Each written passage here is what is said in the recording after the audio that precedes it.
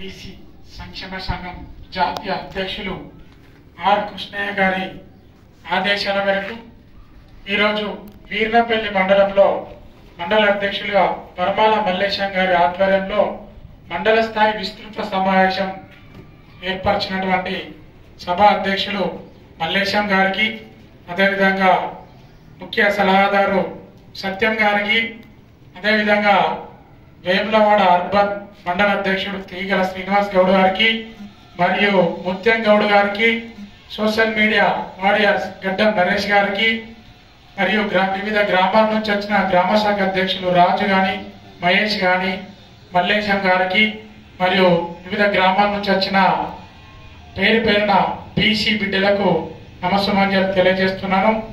ముఖ్యంగా బీసీలు అంటే ఏంటిది? బీసీలు అంటే 139 కులాలు కలిపి 139 కులాలు మన తెలంగాణలో మన నిర్ధారణ అయింది. సగానికి పైకి పడిన 56% మన కులాలు ఉన్నారు. చాకలి, మంగలి, గౌడ, కుర్మ, గొల్ల, మున్నూరు కాపు, వడ్రంగి, కమ్మరి ఇట్లా చెప్పుకుంటూ పోతే 139 కులాలు కలిపి అంతా ఒక బీసీ కిందికి వస్తాం. మనకు 75 సంవత్సరాలు స్వతంత్రమై వచ్చింది. అప్పటి నుండి ఇంకా కూడా మనము బీసీలు ఎదగలేకపోతున్నాం. ఇక్కడనే కుల వృత్తులు పనిచేసుకుంటూ ఉత్పత్తులు అంటే మనకు చాకలి కావచ్చు, బట్టలు ఉక్కుతేనే సమాజం నడుస్తుంది. ఒక మంగలి కావచ్చు, కటింగ్ తీస్తేనే సమాజంలో ముందుకు వెళ్తాం. ఆ విధంగా ఒక రైతుగా పత్తి పండిస్తేనే అంటే కుమ్మరి కుండలు ఇట్లా ఎవరి పని వాళ్ళు చేస్తేనే సమాజంలో మిగతా వారికి హెల్ప్ చేస్తున్నాం. కానీ మనకు కుల వృత్తుల కలిగి ఆగిపోతున్నాం. విద్య, ఉద్యోగాలు, రాజకీయాలలో బాగా వెనుకబడిపోతున్నాం. 1984 నుంచి ఆర్ కృష్ణయ్య గారు మా బీసీలకు బీసీ హాస్టళ్లు లేవు, బీసీలకు వెల్ఫేర్ హాస్టల్ లేదు, ఉద్యోగాల్లో, రాజకీయాల్లో, మనకు చదువులలో కూడా రిజర్వేషన్ లేదు. కాబట్టి దాని కొరకు ఎన్నో పోరాటాలు చేస్తుండగా కొన్ని గ్రామాల్లో సర్పంచ్, ఎంపీటీసీ, వార్డు మెంబర్లో కొంతవరకు మనకు రిజర్వేషన్ వచ్చింది. అదేవిధంగా విద్యా ఉద్యోగాలలో కూడా మనకు 56% ఉన్నటువంటి మన జనాభాకు కనీసం 28% ఉన్నది. అంటే మనం ఎంత ఉన్నామో జనాభా మనకు అంత కావాలని గత కొన్ని రోజుల నుంచి, కొన్ని సంవత్సరాల నుంచి కొట్లాడుతున్న ఆర్ కృష్ణయ్య గారికి మన రాష్ట్ర ప్రభుత్వము 42% రిజర్వేషన్ ఇవ్వడం జరిగింది. కానీ ఆ రిజర్వేషన్ పూర్తి స్థాయిలో కేంద్రంలో అమలు చేయాలి. అమలు చేసినప్పుడే విద్య, ఉద్యోగాల్లో, రాజకీయాల్లో మనకు రిజర్వేషన్ వస్తేనే మనం బాగుపడతాయి, మన బతుకులు బాగుపడతాయి. మనకు కాకుండా మన ముందు తరాలకు, మన పిల్లల కొరకు మనం ఏకతాటికి కావాల్సిన అవసరం ఉంది. మరి ఇక్కడ మీటింగ్ అనగానే దాదాపున ప్రతి గ్రామానికి 10 నుంచి 15 మందికి కమిటీలు వేయడం జరిగింది మల్లేశం గారు. కానీ గ్రామానికి కనీసం 5 కూడా రాలేదు. ఇలా ఏ ఉద్యమం చేయాలన్నా, తెలంగాణ ఉద్యమం చేయాలన్నా పల్లెల నుండే మొదలంది. మరి వీర్నపల్లి అంటే ఇది ఉద్యమాల గడ్డ. మరి ఇక్కడ నుంచి పోరాటాలు, బీసీ ఉద్యమం కావచ్చు, తెలంగాణ ఉద్యమం కావచ్చు, ఎన్నో విప్లవ ఉద్యమాలు జరిగిన గడ్డ బట్టి మీరు ముందుండాలి. కానీ జనాభా తక్కువ ఉన్నారు ఇక్కడ. ఖచ్చితంగా మీరు రానున్న రోజుల్లో బీసీలంతా ఏకం కావాలి. ఏకం కావాలంటే ఏ ఒక్కరితోనో బీసీ ఉద్యమం జరగదు. నా ఒక్కరితోనో, మల్లేశం ఒక్కరితోనో కాదు.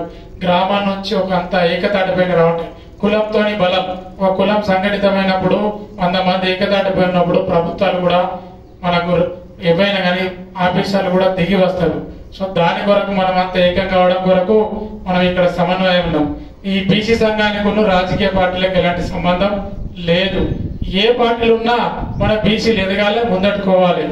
మన బీసీ బిడ్డలు ముందుకోవాలంటే మనం అంత ఏకంగా ఉండి మన హక్కుల కొరకు పోరాటం చేయాలి. ముఖ్యంగా చట్టసభల్లో అంటే ఒక ఎంపీ, ఎమ్మెల్యేలో కూడా ఎస్సీలకు, ఎస్టీలకు రిజర్వేషన్ ఉన్నాయి కాన్స్టిట్యున్సీలు. కానీ బీసీలకు ప్రత్యేకంగా ఎక్కడ కూడా ఒక్క రిజర్వేషన్ సీట్ లేదు. మరి సగానికి పైబడి ఉన్న మనకు రిజర్వేషన్ ఎందుకు ఇస్తలేవు ప్రభుత్వాలు? మరి ఎస్సీలకు కొన్ని ఇప్పుడు చొప్పదండ తీసుకోవచ్చు, మానకొండలు తీసుకోవచ్చు, అది ఎస్సీ రిజర్వేషన్ ఇక్కడలో. కానీ మనకు బీసీలకు 109 కాన్స్టిట్యున్సీలలో 119 కాన్స్టిట్యున్సీలలో ఒక్కటి కూడా లేదు. మరి ఎందుకు లేదు? మనను కులాలుగా విభజించి కేవలం ఓట్ల కొరకే వాడుకుంటున్నారు. ఓట్లు మనవి అవుతున్నాయి, సీట్లు వాళ్ళే అవుతున్నాయి. సో ఇవన్నీ మనం రాజ్యాంగంలో, చట్టసభలో మనకు రిజర్వేషన్ వస్తే అసెంబ్లీలో కానీ, పార్లమెంట్లో కానీ మన జనాభా బీసీలు, ఎమ్మెల్యేలు, ఎంపీలు ఎక్కువ ఉన్నప్పుడే అప్పుడు రాజ్యాంగ సవరణ చేసుకున్న హక్కు మనలో ఉంటాయి.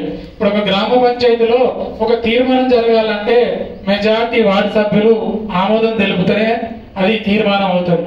అదే విధంగా చట్టసభల్లో చట్టసభల్లో ఎమ్మెల్యేలు ఎంపీలు ఎక్కువ ఉన్నప్పుడే మన బీసీల హక్కుల కొరకు రాజ్యాంగ సవరణ చేసుకోవాలంటే వాళ్ళు ఎక్కువ శాతం మనం అసెంబ్లీ కానీ పార్లమెంట్ కి పంపించినప్పుడే మనం అనుకున్న రాజ్యాంగ సవరణ జరుగుతుంది. ఆ సవరణ జరిగినప్పుడే మనకు ఉద్యోగాలలో, విద్యలో, రాజకీయాలలో మనకు కావాల్సిన రిజర్వేషన్ వస్తుంది. ఆ రిజర్వేషన్ రావడానికి మనం సంఘటితంగా ఏర్పడి మనం ముందుండి కొట్లాడాలి. పల్లెల్లో కూడా ఇప్పుడు ఇక్కడ యువకులు తక్కువ కనబడుతున్నారు. యువకులకు నేటి బాలలే రేపటి పౌరులు అన్నారు. సో వాళ్ళ భవిష్యత్తు కొరకు మనం కొట్లాడాలంటే మనం అంతా ఏకటితం కావాలి. గ్రామాల నుంచి ఏకంగా కదలాలి. బీసీలము ఏకతాటిపై వచ్చి మండలాలలో, గ్రామాలలో, జిల్లా స్థాయిలో ఏకతాటమై మన బీసీ ఉద్యమాన్ని చేస్తే బీసీలు మన చేతులకే రాజ్యాధికారం వస్తుంది. మనం ఏకం కాకపోతే మన చేతులకి ఏం రాదు. ఖచ్చితంగా మనం ఏకతాటిగా ఉండాలి. ఉంటారుగా ఖచ్చితంగా. మనం మళ్ళీ నేను ఒక 1 month లోపల మీటింగ్ వస్తా. కనీసం 100 మందికి పైగా ఉండాలి. ఖచ్చితంగా ఏకదాటిగా రావాలి. మీకు ఏ అవసరం ఉన్నా, మీకు బీసీల పట్ల మీకు ఏ రిజర్వేషన్ లోకల్లో ఎలాంటి ఇబ్బందులు ఉన్నా మల్లేశం దృష్టికి కానీ నా దృష్టికి కానీ ఏదైనా తీసుకొస్తే ఆపదికి సంపదికి కష్ట సుఖాలు ఎప్పుడు ఎల్లవెల్లా మేము ఉంటామని నేను తెలియజేస్తున్నాను.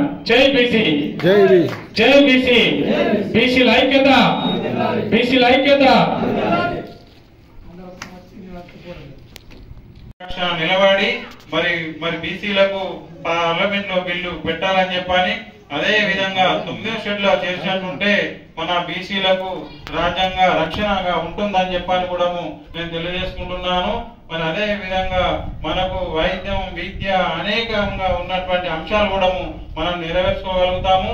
మరి అట్లనే మనకు ఊర్లలో ఉన్నటువంటి సమస్యలు కూడా మన యొక్క పార్టీల ద్వారా కూడా నెరవేర్చని కూడా ఉంటే మన బీసీల ఐక్యతతోని మనము ముందుకు వెళ్ళి మరి ప్రతి ఒక్క సమస్యను కూడా విలేజ్ లో మరి శిశిరోల సమస్యనే గాని, మరి గడ్డేల సమస్యనే గాని, మరి పింఛన్ల సమస్యనే గాని, మరి వృద్ధాప్య పింఛన్లే గాని, వితంతుల పింఛన్లే గాని, మరి బీరి కార్మికుల పింఛన్లే గాని, మరి అదే విధంగా ఉపాధికి సంబంధించినటువంటి సంవత్సరానికి 12,000 రూపాయల విషయంలోనే గాని, మరి భూమి లేని రైతులకు కూడా ఈ కౌలు రైతులకు కూడా ఇస్తానన్నటువంటి విషయమే గాని అనేక సమస్యలు ఏవైతే ఉంటున్నాయో అవన్నిటిని కూడా మరి బీసీ కార్పొరేషన్ సంబంధించినటువంటి అంశం ఏదైతే ఉందో ఇప్పుడు ఈ రాజ్య వికాస్ ఏదైతే ఉందో అది కూడా మన గరీబులకు విధంగా మరి వచ్చే విధంగా ప్రభుత్వం కృషి చేయాల్సిందిగా మేమందరం కూడా మనందరి దృష్టికి తీసుకువెళ్తాము.